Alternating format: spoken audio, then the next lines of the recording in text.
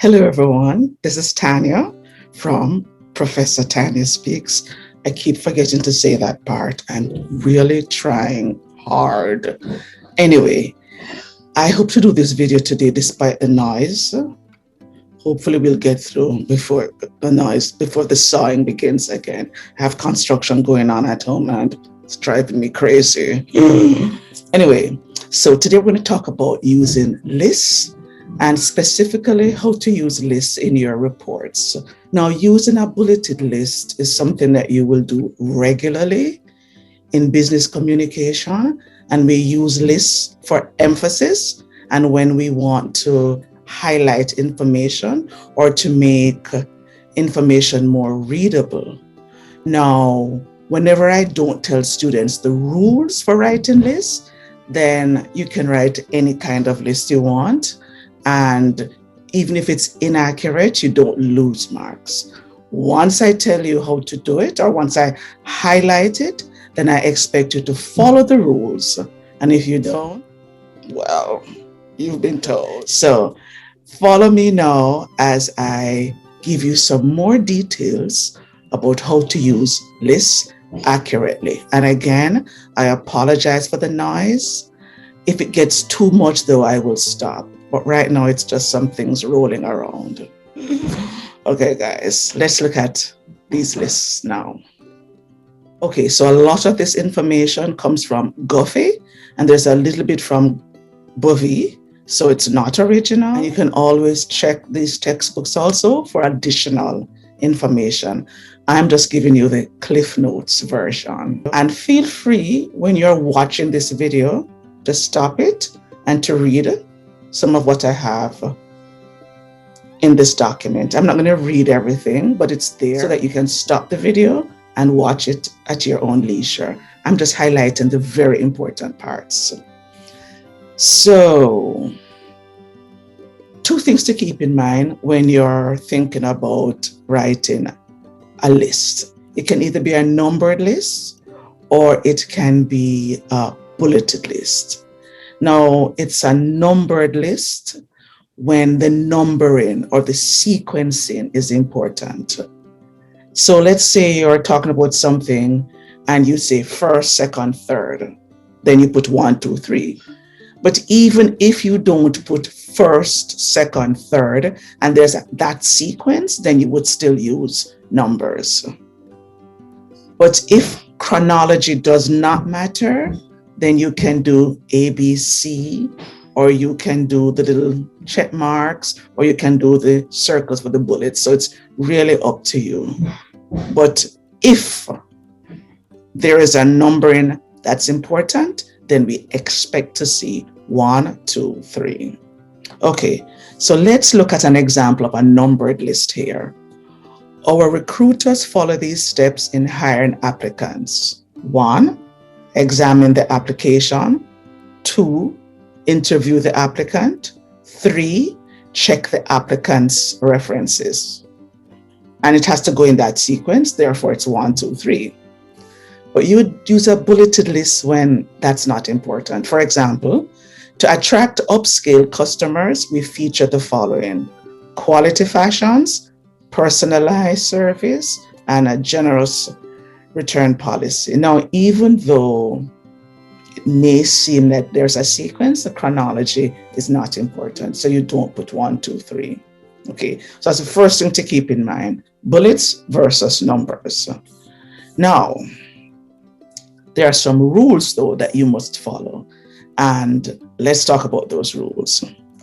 Every list must have a lead-in. I should never see a list and there's no lead-in. And when we say lead-in, we're talking about the phrase or the sentence that precedes the list, okay? So we have to see an introductory phrase or a complete sentence. Now, there are 3 ways that you can construct your list. Now, you can either have a lead-in plus a series of complete sentences, in which case they must be punctuated as sentences with a period at the end. Or you can have a complete sentence lead-in, but the actual points are fragments, not full sentences. Or you can have an introductory phrase leading plus a series of parts that complete one sentence. So together they complete a sentence. Now let me show you examples of each of these. A lead-in plus a series of complete sentences punctuated as sentences. Now, example number 1. Our recruiters follow these steps in hiring applicants. Examine the application, period. Interview the applicant, period. Check the applicant's references, period. Those are sentences. Now, you can either have a complete sentence leading plus a series of fragments. And that's example number 2, complete sentence. To attract upscale customers, we feature the following. Complete sentence, and not just a complete sentence, but a complex sentence with an independent and a dependent clause. Okay? Now, fragments, quality fashion, personalized service, generous return policy, no punctuation. And then the third type is when you have the introductory phrase leading plus a series of parts that complete one sentence. So I had this right here. Some things to keep in mind, that's not a complete sentence, right? But you'll notice that the rest is. Use numbered lists for items that represent a sequence or reflect a numbering system, period. Use bulleted lists to highlight items that don't necessarily show chronology, a chronology. Is there a or just chronology? Okay, we're good with that chronology for now. Okay, so those are some of the rules. Another thing to keep in mind is that you can list vertically or you can list horizontally. Okay, I did that wrong. Horizontally, vertically. What we've been looking at are the vertical list, but you can actually have a list in a sentence, but it's punctuated differently. So for example, to attract upscale customers, comma, we feature, and then you tell what you feature. Now it's the same as this one here, but you see the difference? Lowercase for the Q, lowercase for the P. And there's just a comma after each, okay? So the punctuation is different. Now, this was an example in the textbook, and I think they use it as a bulleted list just to show how you could use a bulleted list. In general, a sentence like this isn't important enough for you to use a bulleted list because we only bullet things if they're important and we want the reader to see that information immediately. But if you were just writing a regular sentence and you were just describing something in your report and it's not important, then writing a horizontal list would be fine. Anytime we see bullets, we are assuming that it's important information that you want the reader to have.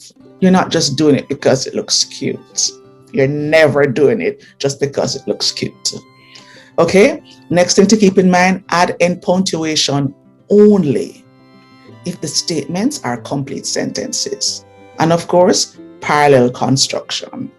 The next thing is that you want to keep the items as short as possible.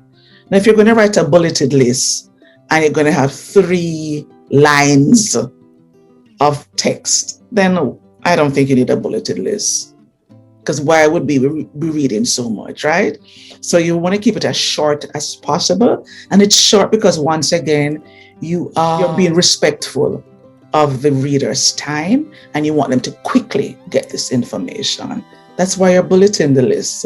And if you're bulleting it, then it shouldn't be a paragraph. The bullets shouldn't seem to be paragraphs. It shouldn't be that long that people are reading it and thinking, oh my God, this is a paragraph, not a line, okay? So keep it as short as possible. And notice that the numbered list, each item begins with a verb. And in the bulleted list, it tends to follow the adjective noun sequence. So whichever one you use, don't overuse it. And this takes a little time to learn. So I'm not suggesting that you're going to know it immediately. But once you've done your writing, especially after you finish your reports, you're going to look back and fine tune what you've done so that it matches these recommendations here. And Bovee gives us a recommendation, and we're told to never use too many lists on any one page, because then it begins to look like a grocery list. And I want to show you what that means. Now look at this. Let's say you had a report and I saw one set of bullets here. Then I saw a numbered list here. And then I saw a bulleted list here. And further down the page, I saw more lists. How would I know what's important? Because if you're bulleting everything, then you're saying everything is important. And it's never that everything has equal importance, right? So don't put too many on one page. So if you have one set on one page, try to not have a second set on the same page, unless it's absolutely necessary. And we would know it's absolutely necessary because when we read and we get the context, we say, okay, yeah, I get it now. But definitely not more than two sets on one page, because then you've left the reader unsure about what is really important, and it takes away from your writing. So we get the impression that you don't know how to write thoroughly, and you're shying away from using topic sentences and supporting sentences, etc. So if instructors see that, you're definitely going to lose marks for that. And remember, if you're writing the body of your report, we're not supposed to be seeing too many bullets, because bullets, once again, are only to show us things that are important. But if you're writing and you're explaining something and you're showing what another writer said, and you are citing and you are using summaries and quotes, we shouldn't be seeing bullets in the middle of all of that. Certainly in your recommendation, if you have some important points that you want to highlight, it could work in your recommendation. And I'm not saying it cannot work in your body, but for a discussion, I don't think you would need to have bullets in a discussion. Once again, it's your judgment call, but don't use it simply because you don't want to write. And it's very easy to tell, because once we start reading, once we realize it's not important, then the question is, if it's not important, why is it there?